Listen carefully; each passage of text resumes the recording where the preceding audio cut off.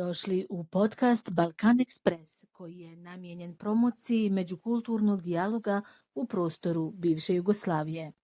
Producent podcasta je Zavod Burja uz podršku Javnog fonda Republike Slovenije za kulturne aktivnosti. Vem, da ti Slovenci rečejo Majda. Kako ti rečeš sama sebi? Majda je u dokumentima, a većinom su me zvali Majda i u Bosni. I to zvali su me Majda Sepe. Ampak te Majda Sepe... Prvi komšija Gano, Majda Sepe, meni malo išlo na živce, ali bože moj šta ću. A ovdje kad sam došla, Slovenci su rekli, jao, baš je zanimljivo to Maida, meni nije baš nešto zanimljivo Maida. Ja sam navikla na Majda, ali nema veze. U stvari mi je svejedno, ali nije mi svejedno, više volim Majda. Majda. Ne Majda, Majda. Kakšno kavo ti piješ? Svakakvu. In katera ti je najljubša? Crna, hladna. Pomeni... Ne zbog tena, ne patim ja od toga nešto ten i te fore ženske. Nego jednostavno najbolji mi je ukus crne kafe, hladne. To je prava kafa, ne volim s mlijekom. To je bosanska spečeš, jo tako rekoč. Da. Mene zanima, glede na to, da si ti prišla v Slovenijo kot begunka, da si vsaj 5 let živela v begunskem domu, ker vas je bilo veliko v sobi in ker se je, bom rekla, zgodil ta band Dertum, Novi Sevdah.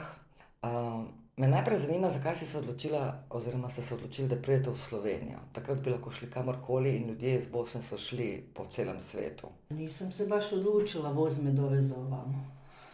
Čisto slučajno, to je bilo baš slučajnost. Znači, ja sam evakuisana skupa sa žene, djeca, starije osobe su iz mog malog mista, mi tako zovemo naše malo misto, Odžak, mi smo evakuisani, mi nismo doživjeli te strahote kao drugi dijelovi Bosne. Znači, sreću smo imali u toj nesreći da smo pogranično mjesto, znači samo na Sava dijeli od Hrvatske.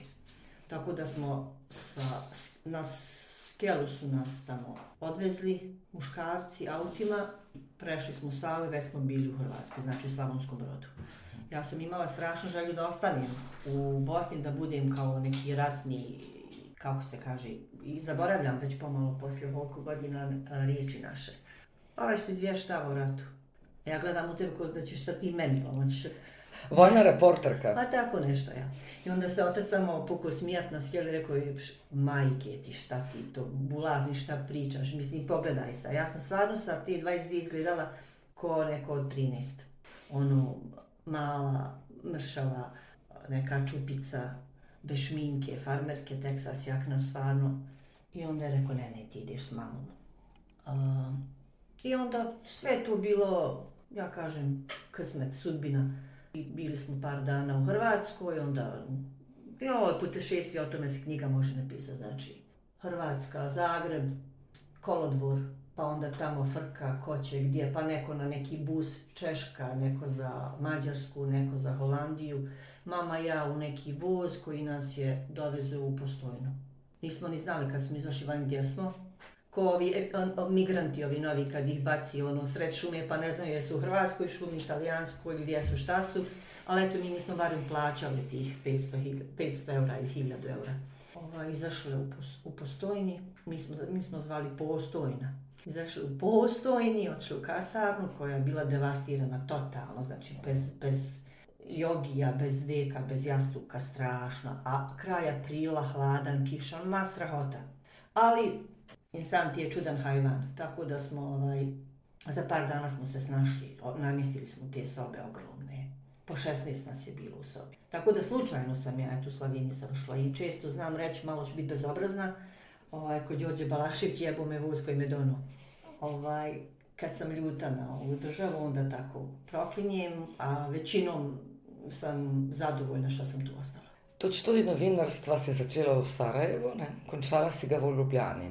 Med drugim si predstavljam, kot je bil večini Sarajevčanom na študiju novinarstva profesor Besim Spahić, ki sedaj tudi živi v Ljubljani. Dragi ti profesore, a ga kaj srečaš, se kaj pogovorite o starih časih? Neki dan u jednom restoranu, tako da nam je opet zapjevao, ko što nam je pjevao i krajem 80. i početkom 90. u Sarajevu.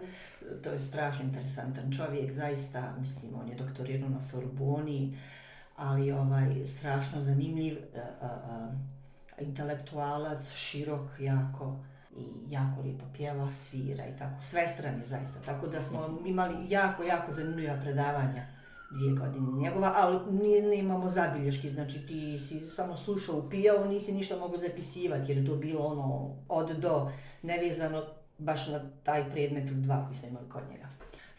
Strašan čovjek zaista. Bila sam 4. godina u Sarajevu, onda kad sam došla tu godinu dana u Postojni, u Postojni sam bila učiteljica u izbjegličkoj osnovnoj školi i onda su mi rekli, dijete drago, aj ti završi taj fakultet u Ljubljani, neće rat još brzo stat. Onda ja, pa fakat neće. Tu školsku godinu sam propustila, svi smo čekali, evo sad će rat stat, pola godine je prošlo, rat nije stao. Onda sam počela u tu izbjegličkoj školi, rat osnovnoj, u kasarni u Postojni i godine vidjela sam vrag odnio šalu, onda sam avgusta nazvala Ljubljanu i pitala koji su uslovi da se upišem na FDV u Ljubljani. Pa su rekli slovenački jezik i odmah me glava zabola jer u Postojni s nama niko nije tu godinu i progovorio jedne riječi slovenačke. A ko pa su s vami govorili? U srbo-hrvaščini? Srbo-hrvaščini, zato što su htjeli da nama bude lakše. U stvari je to bila u jednu ruku i greška, jer godinu i po dana nismo naučili jedine riječi. Znali smo samo iznad realista, ampak lijevo, ampak desno i lako prihajamo. I onda sam ja imala 2 sedmice u avgustu 1993. da naučim slovenački za ispit na filofaksu. Uzela neku debelu zelenu knjigu, legla tamo na kariranu deku na brdašce iznad izbjegličkog centra i učila. I pismeno sam napravila, pismeni dio ispita sam uradila dobro, solidno, ali na usmenom katastrofa. Jer ne znaš, ne pričaš, ni s kim je i onda dođeš na usmeni dio ispita, tamo sjedi 3-4 gleda, ti sad čeka da se ti predstaviš i ja sam znala reći, mene kliče Maida Đinić. I ljudi čekaju, ja šutim, i oni čekaju, ja šutim, ja naprej. Mene kliče Maida Đinić. I onda su rekli, ajde, pustili su me, dali mi neku dvicu, kao ajde svakako ćeš na faksu se družiti sa kolegama pa ćeš naučiti i tako i bilo. Malo sam bila na početku, 5 mjeseci tamo u zadnjoj klupi pa slušala pa šutila i onda.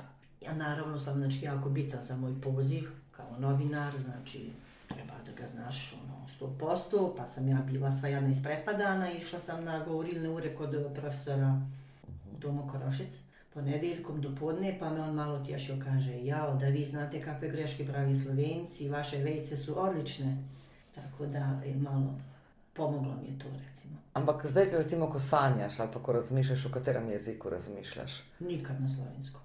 Kod mene je zanimljivo to što, evo sad, znači, više od 30 godina sam tu. I ja većinom radim na poslovima gdje ne govorim slovenski jezik. Tako se to potrefilo, ne znam, info točka za tujce, znači to su radnici, migranti iz bivše Juge, govoriš na tom nepostojićem, srpsko-hrvatskom. Pa onda ambasada 5 godina BiH, pa onda s migrantima, znači polovni moj engleski i tako. Znači, ja najmanje ovih 30 godina govorim slovenski. Zanimljivo. I meni još uvijek muka kad moram, recimo, knjigu nekom slovenskom čitati. To je meni neprirodno nekako. Ili recimo kad dajem neki izjave ovako na slovenskom, ćerka mi kaže da se napnem ko žaba. Da se trudim zbog tog L ili taki i šumnika i to. Jaz sem poslušala nekaj tvojih intervjujev in se zelo lepo govorila, mislim, in da razumemo in meni se zdi to glavno. In tako ne zveniš, kot da si že res dolgo tukaj, ko govoriš slovensko.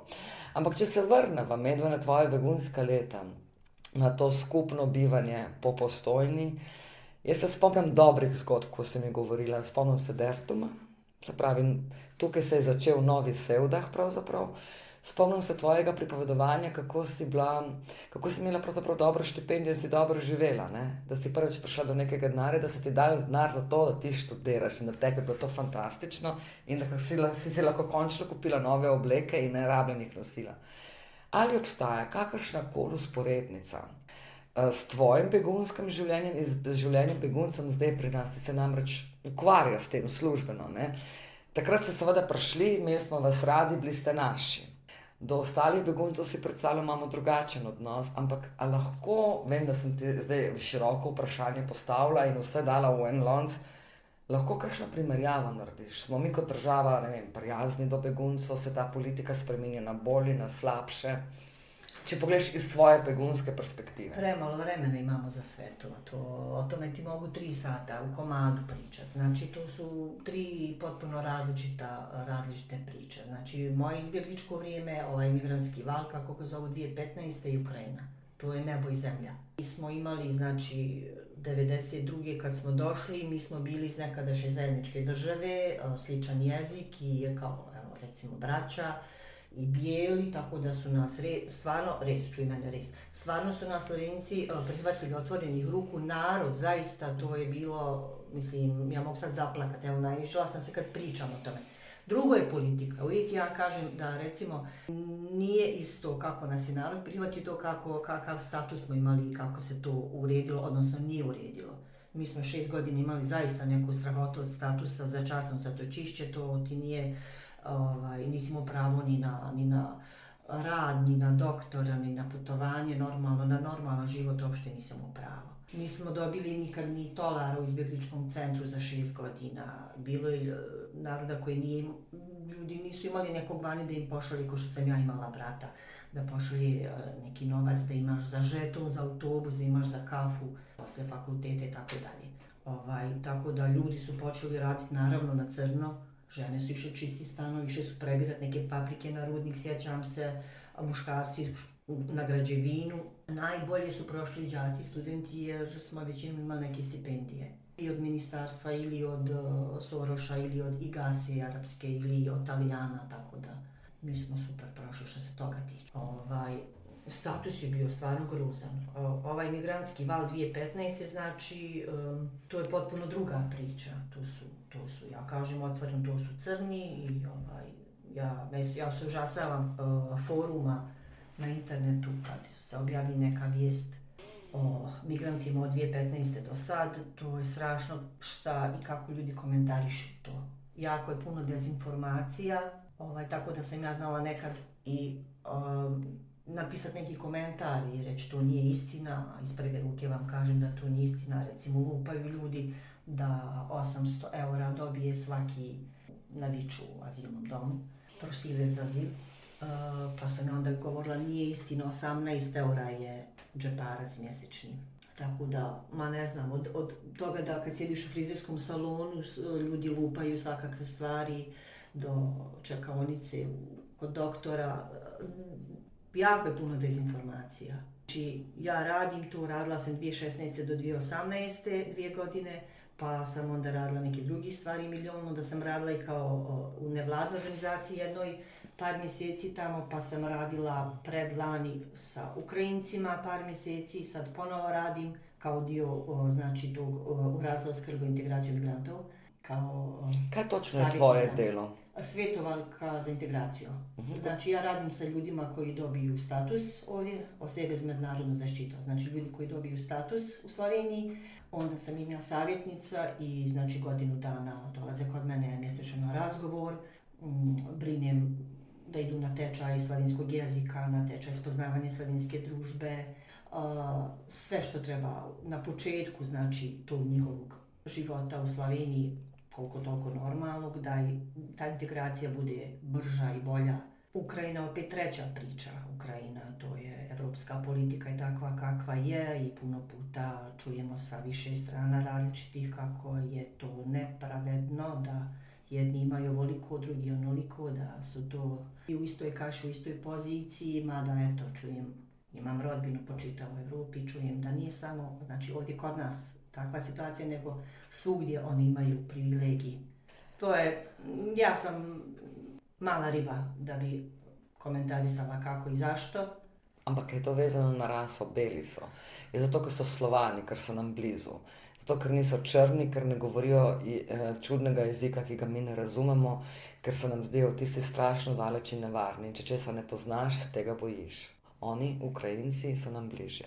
Žalosno je to, recimo, žalosno je to da, ne znam, neko ko ti ponudi stan, da ti kaže da nudi stan samo za ljudi iz Ukrajine, da ne bi primio crne. To je žalosno. Svi smo mi ljudi.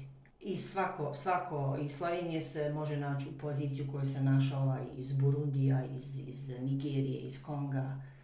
Odkje vse prihajajo zdaj begunci? Ker vojna je v Ukrajini, dobro, vojna je zdaj Palestina, Izrael, samo tam ni beguncev, kdo lahko iz tiste države pride. Še zmeraj je problem v Afganistanu, še zmeraj je prav gotovo problem v določenih predelih Afrike. Ni treba, da je vojna. Odkje vse prihajajo? Osim znači Ukrajine i Sirije, ima iz Afganistana, većinom maloljetnici. Imamo iz Afrike zadnje vrijeme, iz Burundija, Nigerije, iz Južnog Sudana, tako da. Ali Slovenija ima jako malo statusa. Ne znam tačno, zaista statistički, koliko statusa godišnje dodijeli Slovenija, znači to je taj status osobe sa međunarodnom zaštitom. Ali jako malo. I što je još, znači treba reći je to da je Slovenija tranzitna država. Da kad pričaš s ljudima, znači njihov cilj nije Slovenija. Malo kome je zaista cilj u Sloveniji ostati. Ti ljudi idu dalje, idu za Italiju, idu za Njemačku, jer imaju tamo rodbinu u Njemačkoj većinom, idu za Skandinaviju, jer oni jako dobro znaju kolika je plata u Sloveniji i kolika u Njemačkoj. I šta se mogu dobiti u Sloveniji, kakve beneficije, kakve u Njemačkoj. To si mislim, ja. Ampak kaj praviš na to, da je neke insinuacije bilo, da je ta sedanja vlada hotela vzpostaviti stanje nevarnosti s tem, da je vse begunce dala v Ljubljano, da jih ni razselila po Sloveniji, recimo, ne. Gregor Repovž v Mladini je pisal uvodnik o tem in je rekel, morda zato, ker si želijo, da se nasilje eskalira. Če ljudje nimajo urejenega statusa, nimajo kje živeti, ali zaslužijo premalo, seveda delajo na črno, kot ste delali vi ali kot so delali begunci, ki so prišli iz nekdanje Jugoslavije. Ali je to pomeni, da ta vlada ne ve, kaj dela, ali to dela namenoma, po tvojih izkušnjah? Slika nikako nije crno-bijela, znači to su ljudi iz, na pamet ću sad reći, 15 različitih država. I svako ima svoj razlog zašto je otišao. Imamo jako puno ljudi iz država u kojima nema rata i su otišli samo, oni znaju zbog kojih razloga. Doći će do toga da će biti sve više ljudi koji idu zbog klimatskih promjena. Ima ljudi koji idu zbog sukoba sa ne ratnog stanja, nego neslaganja s politikom u državi u kojoj žive, zbog opredjeljenja seksualnog i tako dalje. Znači, ljudi imaju različite razloge zašto odu iz svoje države, zašto zatraže status u Sloveniji, ali ja, znači, iz svog dosadašnjeg rada znam da je ovaj centar na Viču, znači, tranzitni ljudi dođu i jako brzo odu. Slovenija nije ciljna država, Slovenija je tranzitna država. A što se tiče smještaja, znači i mi smo kad smo bili izbjeglice bili većinom, bilo je 30 i nešto centara izbjegličkih u vrijeme 90-ih kad sam ja bila izbjeglica po čitavoj državi, ali ja mislim da sad nema šanse da bi se moglo napraviti. Prvo što nema toliko ljudi, kao što je bilo tad recimo 30.000 BH izbjeglica u to vrijeme, a sad je recimo 1000 na Viču. Kad je bilo najviše u toku ljeta, najviša brojka, a drugo što otpor u mjestima u koji su išli naši da traže recimo da razgovaraju sa gradonačelnicima i ljudi ne žele u svojoj okolini imati migrante, prosilce za azil. Znači problem je dobiti negdje drugdje, u nekom manjem mjestu, u nekom selu, dozvolu da se napravi neki azilantski centar. Ja sam ubijeđen u to da je to problem jer ljudi ne žele. Bile su neke demonstracije prije par godina, mislim, ako se dobro sjećam, Šenčuru, negdje traktori, te fore, seoske olimpijske igre, ja to zovem.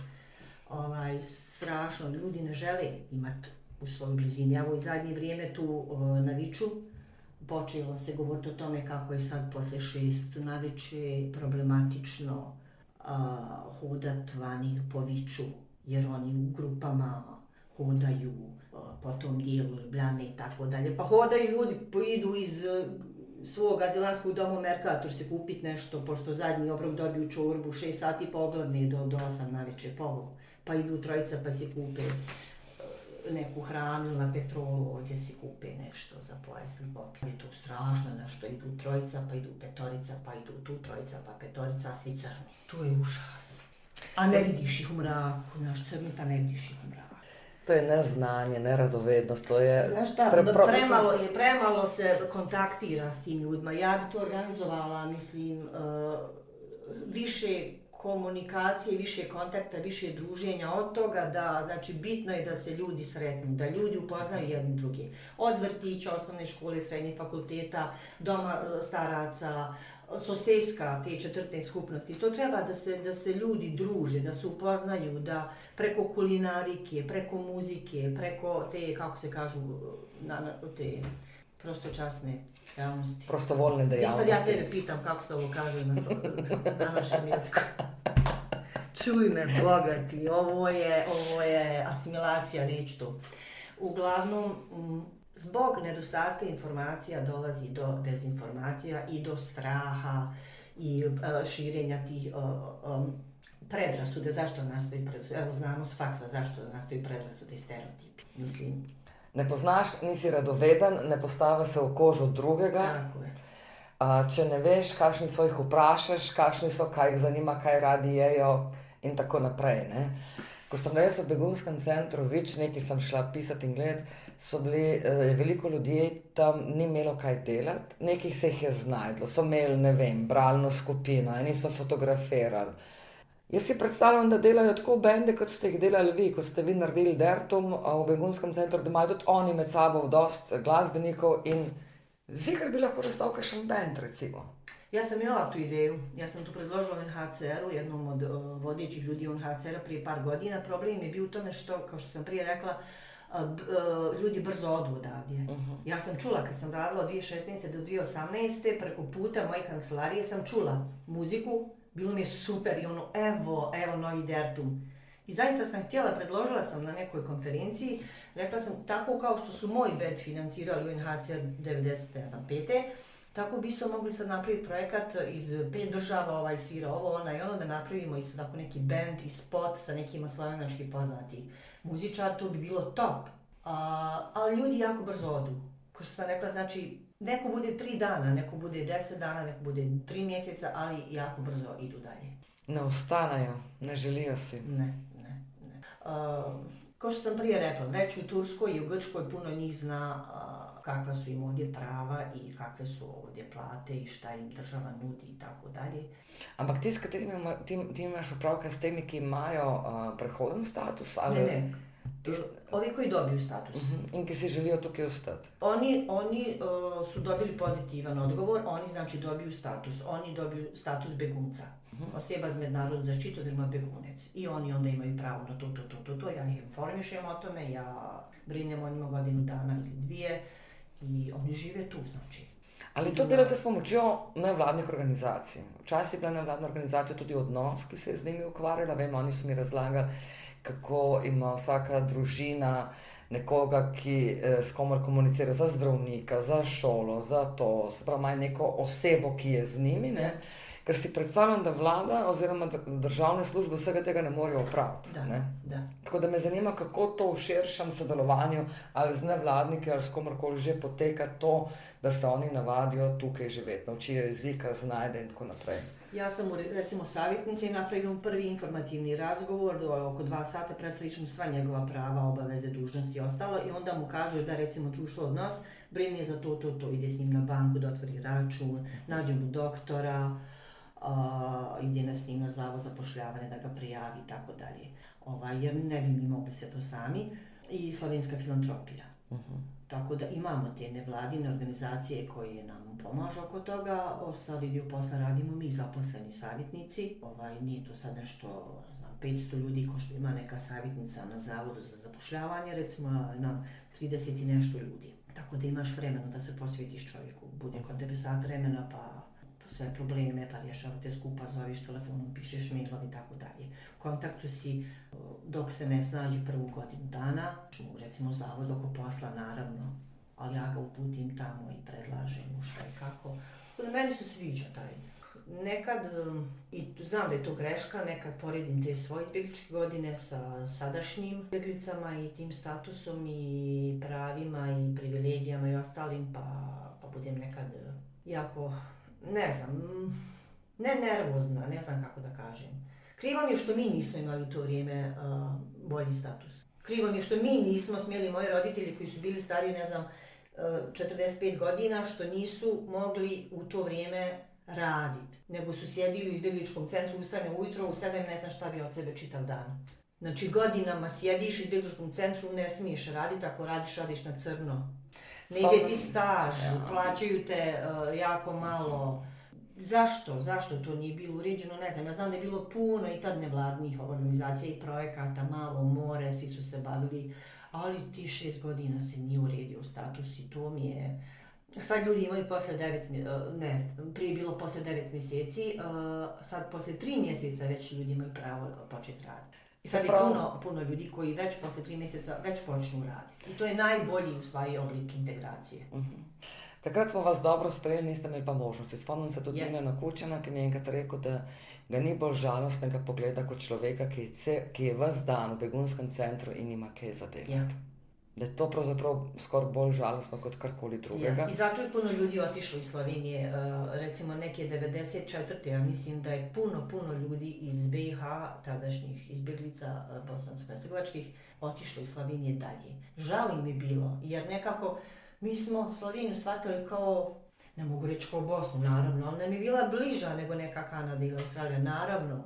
Zajednička država je bila i ljudi, bliži kultura, jezik, sve. Ljudi su žalosni odlazili dalje, nisu imali znači, neke mogućnosti tu da radi, da se razvijaju, da napreduju u svom poslu, u karijeri i tako dalje. To je šteta, to je velika greška Slovenije tad bila.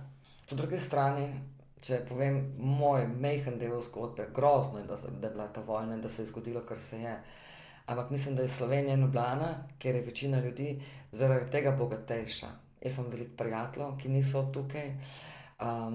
Mi smo prečisti, premalo nas je, da bi si lahko privoščili to, da ostane to samo slovensko. Mislim, ljudje so od nekdaj migrirali, potovali, se mešali in jaz sem vseh teh ljudi zelo vesela. Veliko teh je mojih prijateljev, mogoče jih drugače ne bi spoznala, ampak vsaka taka stvar prinese tudi nekaj dobrega in za moj občutek je to mešanje dobro. Zdravniki delajo raziskave o tem, kako če je rasa preveč čista, če je narod preveč čist. V Sloveniji to recimo je eden od dejavnikov, zakaj je to kraka. Se pravi, premalo mešanja genov je bilo v preteklosti, ne. In kakšna Bosanka, moja prijateljica Katarina Gregorič, ki je tudi prišla v Slovenijo, ne, ki so tudi njej govorili pet nazaj v Bosno in tako naprej, pa je ona rekla, pa kam me pošilja, jaz sem zdaj kle doma, poleg tega je rekla, nekaj ne znaš, ko ti babo jebo. Ta malo ekspoze, ne. Tako da, kaj se je zgodilo z Dertomom? Prišel je nov Sevdah, drugi so nadaljevali na nek način, a ne? Z odkrivanjem te stare nove tradicije in naredili naprej. Ti si šla pa naprej v nove bende. Dertom, Taman, sem prav rekla. Zdaj imaš zbor Sevdah Hor Rosa. Sem kakšen bend ali pa kaj glasbenega vmes pustila? Dertom dok je bio, super je bilo, zaista. Tih par godina to je bilo top. To su najljepše godine mog života. Znači, pokojna Farah Tahirbegović je okupila ekipicu tih momčića i ja sam uletila na jednu probu kao back vokal, oni su me pozvali i postala član benda, onda je došla Aida koja je sad prvakinja opere i ja mislim direktorica opere u Sarajevu, tako da, mislim, 7 nas je bilo plus Grega Velušić, stvarno nam je bilo super. Mi smo obišli sve izbjegličke centre u Sloveniji s kombijem od ureda za izbjeglice, bez ikakvih honorara, nastupaš za kolu sirnice, ali super nam je bilo. Znači, ja mislim da uvijek tamo gdje nema novca da je puno ljepše i lakše raditi. Čim se počne o nekim honorarima govoriti, to odmah je svađa, ja bi 100 eura, ne, ja bi 400, ja neću za 100 svirati, takve stvari.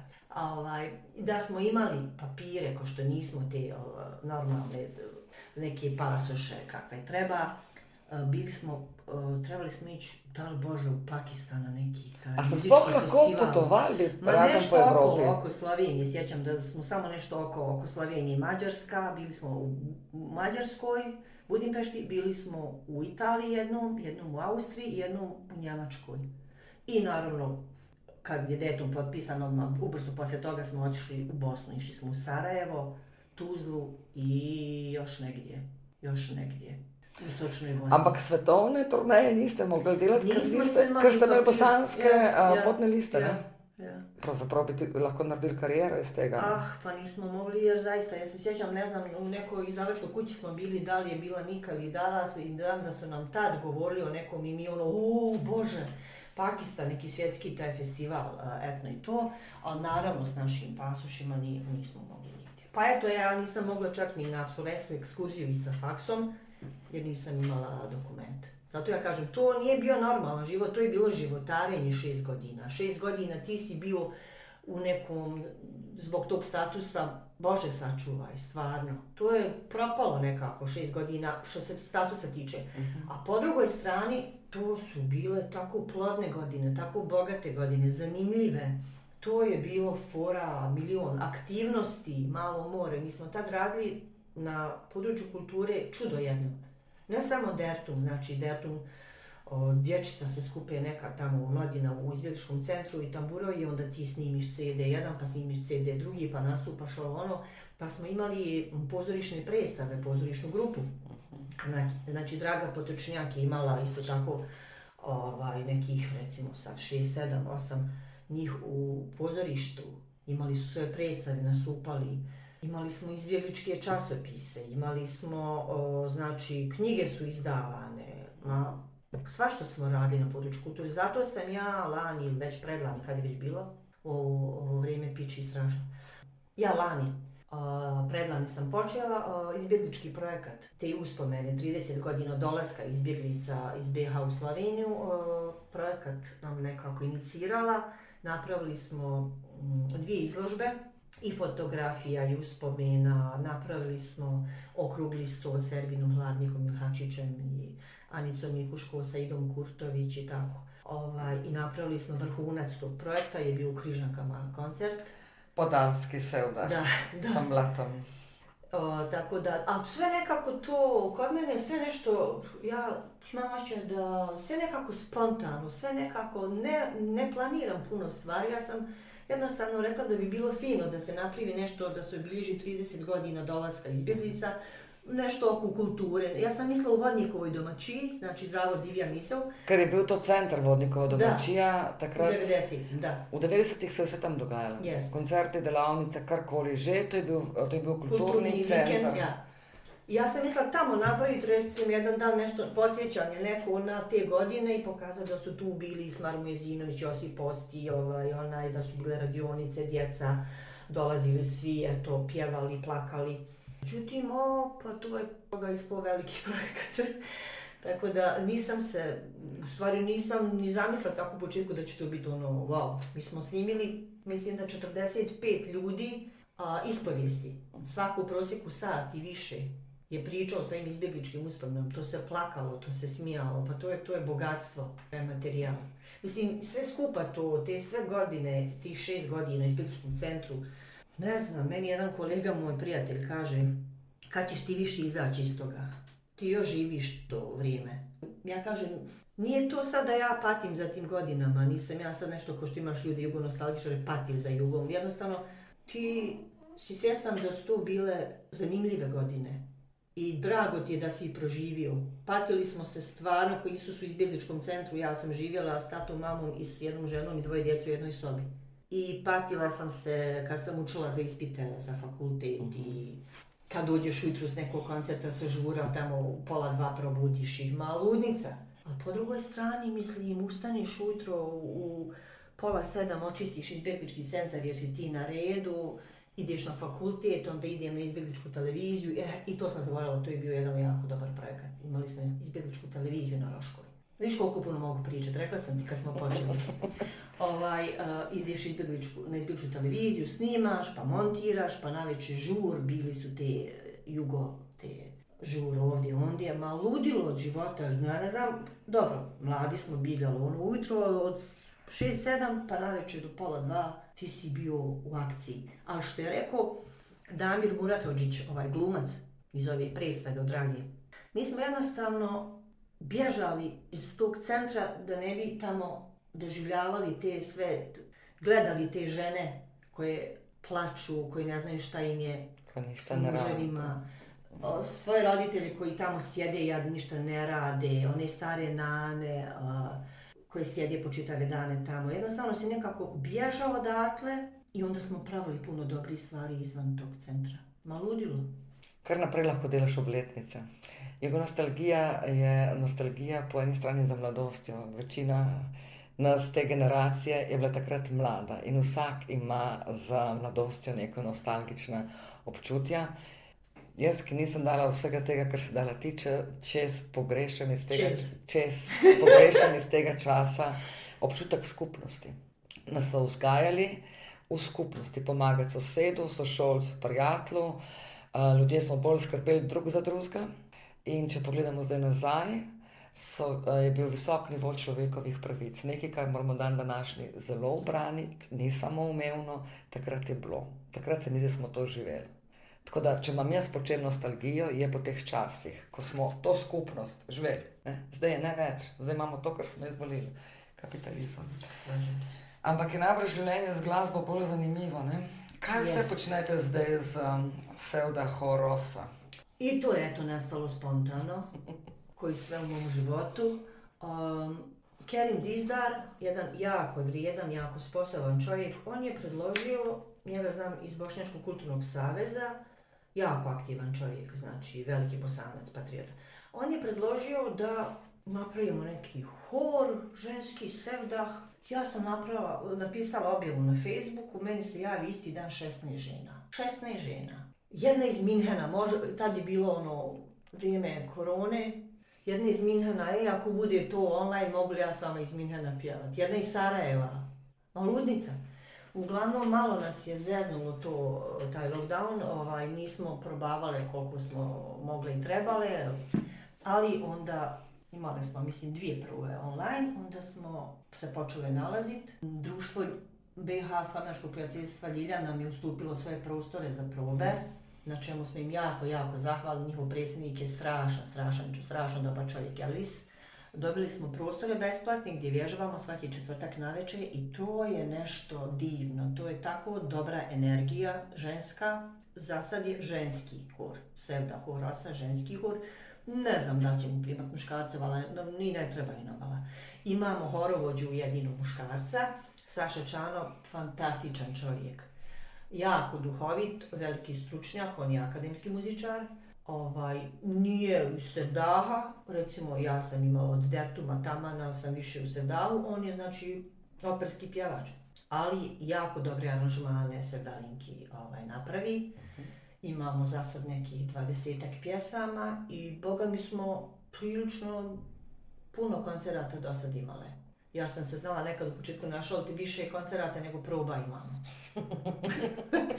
Ampak poje ženske, ki živijo tukaj, seveda, ne more biti tista iz Minhena in Sarajeva, ne morejo sodelovati. Imamo, jedna je bila iz Maribora, pa mislim da ustanovila da je jako naporno, svaki četvrtak poslije posla napornog dolazi to ovdje radi probe, znači nemamo i više, jedna iz Celja, 2, a ide iz Celja Maribora, ne dolazi više, ali imamo iz Kamnika, imamo iz Vrhnike i tako, većinom Ljubljana. I nisu samo Bosanke, što je meni jako drago i što ja naglašavam, imamo i Slovinke. Ne znam, brojčano koliko, mislim 4-5, i onda ja uvijek njih pitam, ko dijete malo kad dođu, a otkud tebe tu? A kako ti? A znaš ti te pjesme? Ja sam rada Seudalinke, a fino vaše, znaš, Seudalinke, pa Seudalinke. Uglavnom, nauči fino žene tekstovi i pjevaju s nama, divno, 23 horovođa. Boga mi smo nastupali, od tih bosanskih restorana onako malo za čef, pa i u Cankarevom domu. Pa smo čak pred 11.000 ljudi nastupile kao predgrupa Halidu Bešliću. To nije baš neki sevdah, ali da se pohvalim. Znači 11.000 ljudi u dvorani, mislim, ko prave bez treme, nastupile. Bile su, ja nisam nažalost išla, bila sam mislim da bolesna, Terme Tuhel, pa u Bihaću, Dan državnosti lani. Išli smo u Sarajevo, nastupali smo sred Baščaršije, znači i ljudi kažu, jao, Slovenke na Baščaršiji pjevaju sevdah. Na Baščaršiji smo pjevali, neku večer smo imale u kinoteci u Ljubljani fin koncert, tako da jako puno ljudi je ostalo bez ulaznica. I onda smo odlučili da napravimo sad u proljeće još jedan koncert, imat ćemo 1. marta u City teatru. Super. Novi repertoar i boga mi, ljudi kažu sve ste bolje profesionalno i vidjeti i slušati, tako da evo, jako sam zahvalna i Saši na aranžmanima i svim mojim rosama. Ma krasno, jako nam je lijepo, ne samo da vježbamo, mi se jako lijepo družimo. To je fine energije, znači tu su došle žene koje voli se, da ih voli pjevati, voli se družiti, to je pozitivno, to je veselje, onda harmonika, pa kolo zaigramo. Pa imamo jednu Betty koja uvijek napravi nešto za je, znači baklava, urmašice, pite, uživancija. Super, ampak glede na to, da so ti govorili Maj, da se peje, si kdaj kaj zapela v slovenščini? Nikad. Nit bi mogla. Stvarno. Negdje sam na jednom koncertu trebala Dan ljubezni i rekla sam ja to ne znam, ja ne znam to lj, ja ne znam to l, v, ne mogu se ja brukat, neću ja to, nemojte molim vas. Ne bi mogla stvarno. A se še kaj obeta, o čemer do zdaj nisi razmišljala, ali pa si malo razmišljala, pa si sama pri sebi mislila, kot vsi te tvoji spontani projekti, se še kaj obeta? Pa eto, pišem neke kratke priče. Već 13 godina. Ali nikad da završim. Znaš, počela sam neko ispovijest sama sebi. Pa onda ti događaji, razgovori sa književnicima, pa onda vidim da je već puno objavljeno takvi slični stvari. Aj šta ću ja sad otkrivat toplu vodu, bogati, mislim to su već pisali i prije mene. Pa onda pročitam ma ništa ovo ne valja. I onda sam jednu poslala prijateljici pa kaže, pa ovo je tako dobro, a ti si sve ovo doživjela. Ja, ajde molim te piši dalje, ovo je super. I onda ja, ne, ovo je bez vezi, znaš, svi bi mi bili Jergović ili Hemun. I onda kad pročitam, ne. I onda, aj molim te završi to. Tako da mislim da imam neki 12-13 napisanih kratkih priča. To je od početka kako smo mama i ja krenule s tom skelom preko Save, pa onda te fore. Ja nisam pisala u stilu aj muka, nego uvijek sam nekako našla neke te zafrkancije, neke te bosanske fore, kako mi to doživljavamo, znaš. Ne praviš ti sad od sve te svoje muke još veću muku. Nego se sprdaš sa svojom mukom da bi ti bilo lakše, u stvari ti je jako teško.